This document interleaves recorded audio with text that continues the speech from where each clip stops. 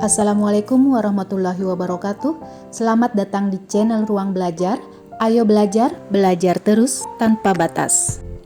Pada video kali ini, materi yang akan Ibu sampaikan adalah rangkuman dari materi kaidah pencacahan yang termuat di dalam kompetensi dasar sebagai berikut.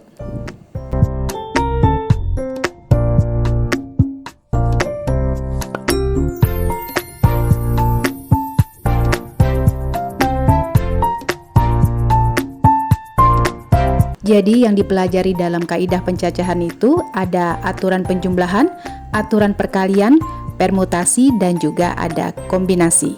Untuk menentukan banyaknya cara dengan menggunakan aturan penjumlahan adalah R1 cara, ditambah R2 cara, ditambah R3 cara, dan seterusnya hingga Rn cara. Sementara untuk menentukan banyaknya cara dengan menggunakan aturan perkalian adalah R1 cara dikalikan dengan R2 cara dikalikan dengan R3 cara dan seterusnya hingga Rn cara. Untuk rumus permutasi adalah permutasi R unsur dari N unsur sama dengan N faktorial per N dikurang R dalam kurung faktorial.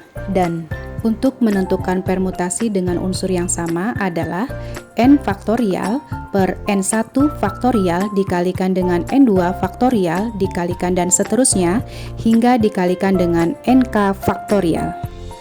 Sedangkan untuk permutasi siklis, rumusnya adalah permutasi siklis sama dengan dalam kurung N dikurang 1 faktorial.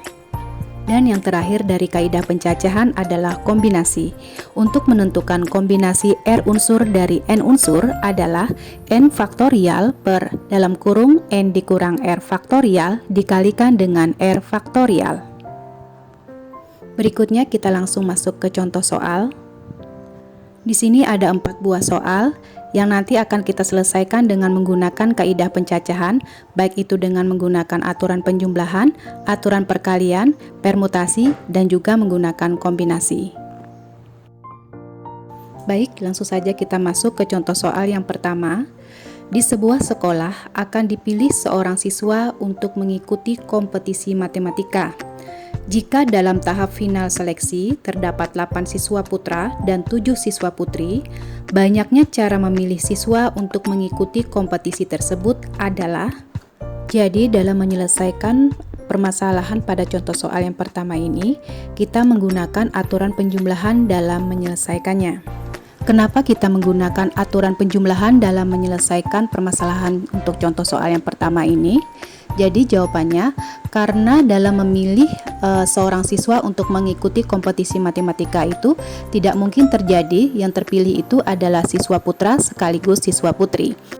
Karena kejadian pertama siswa putra dan kejadian kedua siswa putri tidak bisa digabung atau dilakukan bersama-sama, maka dapat kita nyatakan bahwa dua kejadian ini adalah saling bebas. Karena dua kejadian ini saling bebas, maka dari itu untuk permasalahan yang pertama ini kita selesaikan dengan menggunakan aturan penjumlahan. Berikutnya kita langsung masuk ke contoh soal yang kedua. Penomoran kursi pada sebuah ujian adalah satu huruf dilanjutkan dengan bilangan asli tidak lebih dari 30. Jika semua kursi ditempati peserta ujian, banyaknya peserta ujian adalah. Jadi untuk contoh soal yang kedua ini, dalam menyelesaikannya kita menggunakan aturan perkalian. Kenapa kita menggunakan aturan perkalian dalam menyelesaikan permasalahan pada contoh soal yang kedua ini? Jadi karena pada sistem penomoran kursi pada peserta ujian ini adalah harus terdiri dari satu huruf dan satu bilangan asli yang tidak lebih dari 30. Maka dapat dikatakan bahwa kejadian yang pertama yakni huruf dan kejadian yang kedua yakni bilangan asli yang tidak lebih dari 30 tidak dapat kita pisah atau harus kita gabung dalam penomoran kursi pada peserta ujian, sehingga dua kejadian itu adalah kejadian yang tidak saling lepas atau tidak saling bebas. Karena dua kejadian itu tidak saling lepas atau tidak saling bebas atau dapat digabung, maka permasalahan pada contoh soal yang kedua tadi kita selesaikan dengan menggunakan aturan perkalian. Berikutnya kita masuk ke contoh soal yang ketiga. Babak final suatu kompetisi matematika diikuti 6 orang untuk memperebutkan 3 posisi juara. Banyaknya susunan juara yang dapat terjadi adalah. Nah, jadi untuk menjawab permasalahan pada contoh soal yang ketiga ini adalah kita menggunakan permutasi dalam menyelesaikannya. Kenapa kita menggunakan permutasi dalam menyelesaikan soal tersebut? Jadi karena dalam permasalahan pada soal cerita contoh yang ketiga ini diceritakan bahwa ada 3 posisi juara yang ingin diperebutkan, yakni juara 1, juara 2, dan juara 3. Kita misalkan untuk posisi juara 1 itu misalnya diraih oleh A, juara 2 itu diraih oleh B, juara 3 itu diraih oleh C.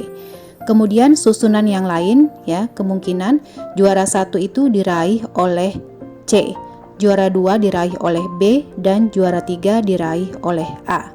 Nah, susunan yang pertama juara 1 tadi A, kemudian juara 2 B, dan juara 3 C. Apakah sama dengan susunan yang kedua? Juara satunya adalah C, juara 2-nya adalah B, dan juara 3-nya adalah A? Jawabannya adalah tidak sama. Karena ABC susunannya tidak sama dengan CBA, maka dapat dikatakan bahwa susunan atau urutan pada contoh soal yang ketiga ini adalah diperhatikan. Karena susunan atau urutannya diperhatikan, maka permasalahan pada contoh soal yang ketiga ini diselesaikan dengan cara permutasi. Berikutnya kita masuk ke contoh soal yang keempat. Ada 7 siswa putra dan 4 siswa putri yang akan dibentuk tim yang terdiri dari 5 orang. Banyaknya cara untuk membentuk tim jika dalam tim tersebut harus terdiri dari 3 putra dan 2 putri. Untuk menjawab permasalahan pada contoh soal yang keempat ini, kita gunakan kombinasi dalam menyelesaikannya. Kenapa kita menggunakan kombinasi dalam menyelesaikannya? Misalnya saja untuk satu tim itu susunan yang pertama adalah untuk yang putra terdiri dari A, B, C. Dan yang untuk yang putri terdiri dari 1 dan 2. Kemudian susunan yang lain, putra terdiri dari C, B, A. Kemudian putri terdiri dari 2, 1. Nah, sekarang coba kita bandingkan. Untuk susunan pertama tadi terdiri dari A, B, C, 1, 2. Dan susunan yang kedua yang terdiri dari C, B, A, 2, 1. Apakah kedua susunan ini adalah sama? Jawabannya adalah sama.